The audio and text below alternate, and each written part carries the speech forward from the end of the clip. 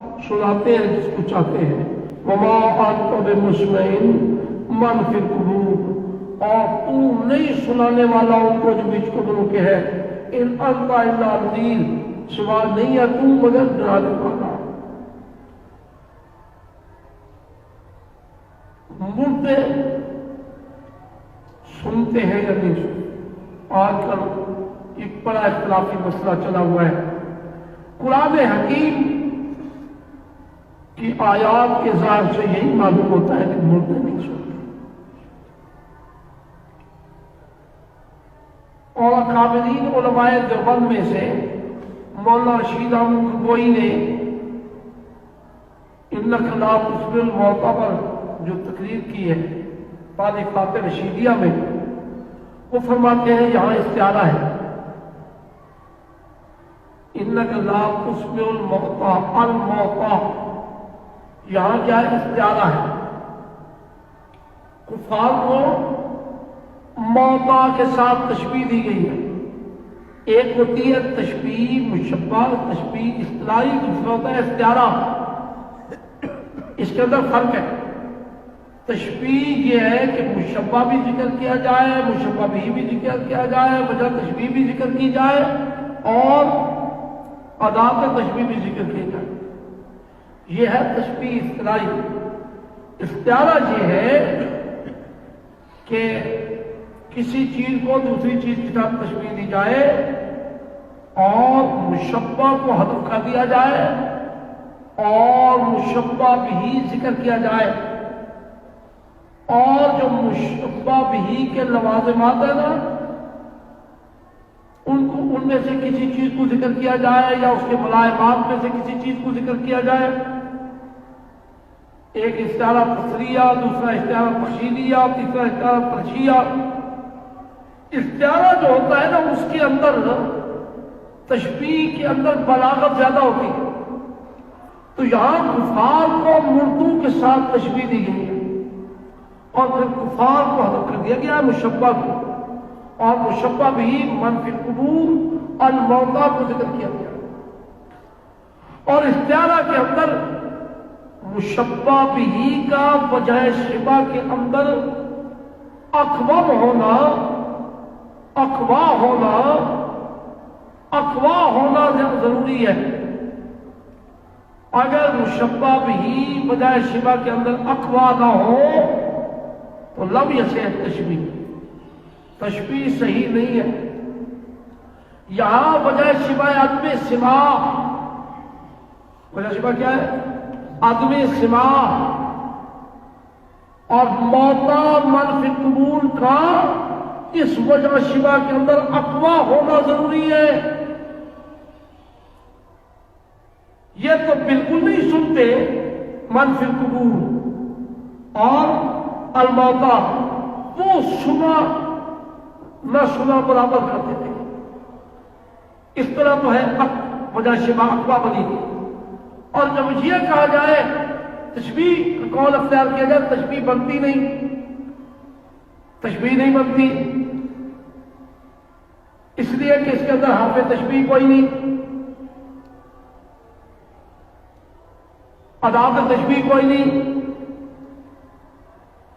تشبیہ مشبہ کوئی نہیں، مشبہ بھی مذکور ہے۔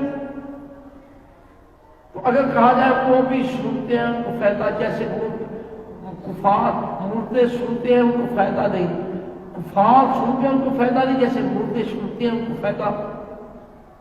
انتفاع وجہ تشبیہ عدم انتفاع، تو پھر وجہ تشبیہ مشبہ بھی کے اندر اقوا نہ ہوئی تو تشبیہ صحیح نہ ہوگی۔ آگے فرماتے ہیں الحاصل حسب قواعد ارجح عدم سماع موتیٰ ہے۔ اکابرین دیوبند کو یہ فرمائے، اکابرین کے رئیس کو یہ فرمائے۔ ہمارے علاقہ میں یہ جو ہے کوٹلہ جام، اس کے ایک مفتی نے علامہ صاحب کے رد میں کتاب لکھی ہے۔ علامہ صاحب نے اپنی کتاب میں بڑی غلطیاں کی ہیں، ایک بچہ جو ان کے پوتوں کے برابر ہے، اس نے بعض اوقات اس کی غلطیوں پر خوب گرفت کی ہے، لیکن اس مسئلہ پر پہنچتے ہوئے نا، جب پہنچے اس مسئلہ پر اپنے سوائے موتا پر، تو انہوں نے وہ اصطلاحی تشبیہ اس والا قول اختیار کیا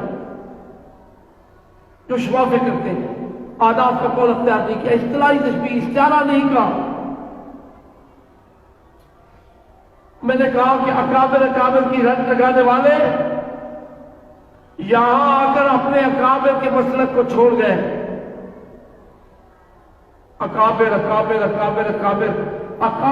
کی رٹ لگانا صرف اس لیے ہے کہ دیوبند مکتب فکر سے تعلق رکھنے والے پبلک، رکھنے والی پبلک، ان کو اپنے اکابر علماء دیوبند کے ساتھ عقیدت ہے، محبت ہے، تاکہ لوگوں کو ان کے خلاف برگیختہ کیا جائے، لوگوں کو بھالا جائے کہ یہ اکابر کے گستاخ ہیں، اکابر کے۔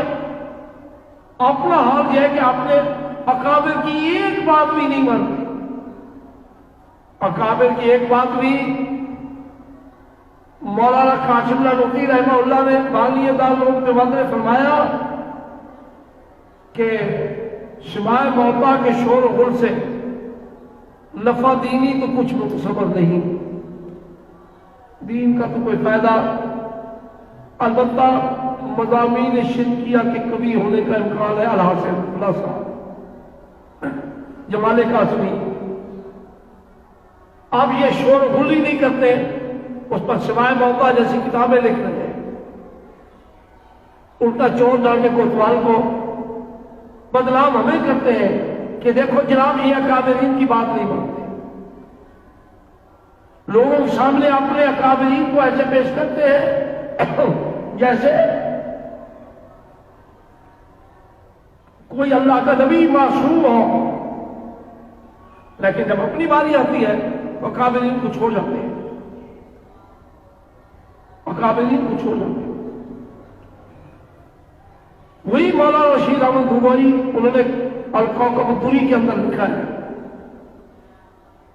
کہ اس آیت سے استدلہ دلیل پکڑی اگلے شما پر المنکرون، منکرین نے، منہم الامام، منہم ابن عباس وعائشہ ومنہم الامام، ان میں سے عبداللہ ابن عباس ہے، حضرت عائشہ ہے، اور امام ابو حنیفہ۔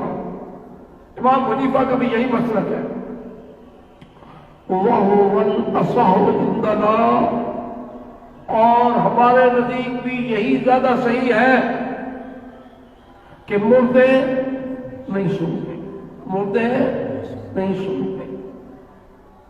اور حافظ ابن حجر اسقلانی رحمہ اللہ جو قائل ہے سماع موتا کا، انہوں نے لکھا کہ الموتا کو حضرت عائشہ نے تشبیہ پر معمول نہیں کیا، حملت علی الحقیقت،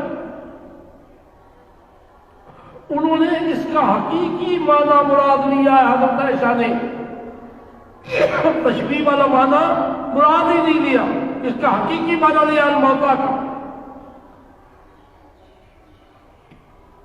باقی بحث جس کے حصہ میں آئے گی وہ کریں گے، میں نے کچھ تھوڑی سی بات کر دی آپ کے سامنے۔ راجے عدم سماع ہوتا ہے اور قاعدہ اور ضابطہ بھی عدم سماع ہوتا ہے۔ حافظ علامہ احمد شاہ صاحب کے حوالہ سے مولانا شبیر احمد عثمانی نے فتح الملہم میں لکھا ہے کہ ضابطہ عدم سماع، لجنہ میں لکھا ہے الاصل، اصل یہ ہے کہ مردے نبی ہو یا ولی ہو کوئی نہیں سنتا، نبی ہو یا ولی ہو کوئی نہیں، مرنے کے بعد کوئی سنتا نہیں، اصل ہے، اصل ضابطہ یہ، ضابطہ یہ۔ افسوس یہ ہے کہ علامہ شبیر احمد عثمانی کی جو عبارت انہوں نے علامہ انور شاہ کے حوالہ سے لکھی تھی فتح الملک سے، وہ نئے چھاپا میں اڑا دی گئی ہے۔ آپ جو چھپی ہے فتح الملک، جس کتاب تکملہ ہے مولانا تقی عثمانی صاحب رضی اللہ علیہ کا، اس کے اندر یہ بات نہیں پائی جاتی۔ ایک مصنف اپنی زندگی میں دیانت امانت کے ساتھ اپنی کتاب کے اندر کوئی لکھی ہوئی بات اس سے رجوع کر لے اور اگلے طبع میں اس کو نہ شائع کرے تو مصنف کو حق ہوتا ہے، اس کو حق ہوتا ہے۔ لیکن جب وہ مصنف 50-60 سال سے پہلے فوت ہو چکا ہو اور اس کے بعد آنے والے لوگ اس کی عبادت کو بغیر کسی وجہ بتلائے کہ اس کی کتاب سے حذف کر دے تو یہ دیانت نہیں۔ اگر رفع میں نہیں کہہ سکتا، بڑے لوگ ہیں، ہو سکتا ہے کہ حضرت شیخ الاسلام مولانا تقی عثمانی صاحب رضی اللہ علیہ کو اس بات کا پتہ نہ ہو، لیکن ہم یہ کہتے ہیں کہ تمہیں تو خیال کرنا چاہیے، دوسروں پر الزام دینے والوں، فتوے لگانے والوں، اکابر کی رد لگانے والوں، اسی طرح یہ جو فتاوی محمودیہ ہے،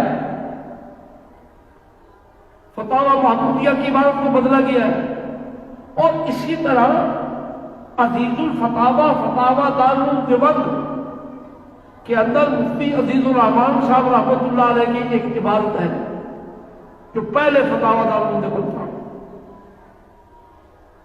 سما ویت ثابت نہیں بلکہ عدم سما پر نشے قطعی وارد ہے۔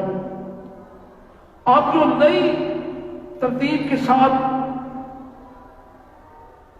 دارالعلوم دیوبند کا فتاوی شائع کیا گیا ہے اور وہ مفتی ظفر الدین ہے یا سفیر الدین ہے کوئی، انہوں نے نئی ترتیب کے ساتھ اس کو شائع کیا، ترتیب دی، مرتب کیا، پھر شائع کیا، اس کے اندر اس عبادت کو اڑا دیا گیا ہے، اس عبادت کو اڑا دیا گیا۔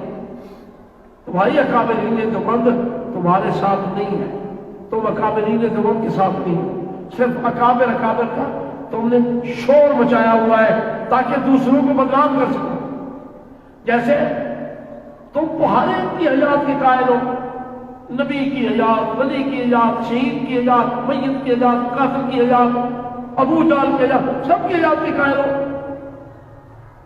لیکن پھر نعرہ لگاتے ہیں عقیدہ حیات النبی، حیات شہداء بھی نہیں، عقیدہ حیات النبی، یہ صرف بدنیتی کے ساتھ نعرہ لگتا ہے، بدنیتی کے ساتھ، تاکہ انبیاء علیہ السلام کی ہستی چکے انتہائی محترم ہستی ہے، اس کا جب نام لیں گے تو لوگ خود بخود ان سے بسر ہو جائیں گے۔ ہمارا کوئی نقصان دوسرے نہیں کر سکتے، نہ کوئی بریلوی کر سکتا ہے، نہ کوئی دوسرا دیوبندی کر سکتا ہے، ہمارا نقصان خود اپنے کر رہے ہیں، اپنے ہاتھوں پھٹی نہ دارو نہ پٹی، ہمارا نقصان کوئی اور نہیں کر سکتا۔ یہ انتہائی مضبوط جماعت ہے،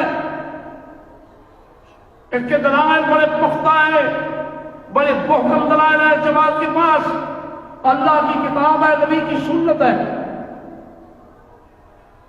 یہ صحیح رسد جو تھا نا، اس میں سپاہی صحابہ کے ایک جلسے میں آخری زندگی میں یہ پھر سے ملنا جلنا شروع کر دیا تھا، علماء دیوبند کے ساتھ، خضر صاحب کے ساتھ بھی ملے، مولانا خضر یار صاحب کے ساتھ ملاقاتیں ہوئی، اور دوسرے اکابرین دیوبند کے ساتھ ملاقاتیں شروع کر دی تھی، بلکہ اس کا ذہن بدل گیا تھا کہ آج کل یہ سارے مسائل چھوڑ کر کے تشیع اور رفض کی تردید کرنا بڑی ضروری ہے، الحاد کی تردید کرنا بڑی ضروری ہے۔ تشیع اور رفض چل کر آ رہا ہے، سیلاب کی طرح آ رہا ہے، غافل سنیوں کو شیعہ بنانے کی کوشش کی جا رہی ہے، اس کا ذہن بن گیا تھا۔ تو اس اعتبار سے اس وجہ سے یہ سپاہی صحابہ کی جلسوں میں شامل ہوتا رہا۔ ایک جلسہ میں میں نے اس کی تصویر دیکھی ہے اور میں نے اس کی تقریر سنی ہے، جس کے اندر مولانا اورنگزیب فاروقی صاحب مدثر اللہ علیہ بھی ساتھ بیٹھے ہوئے تھے۔ اس جلسہ میں یہ کہہ رہا تھا کہ تمہارا اور ہمارا تقریباً 99% اتفاق ہے،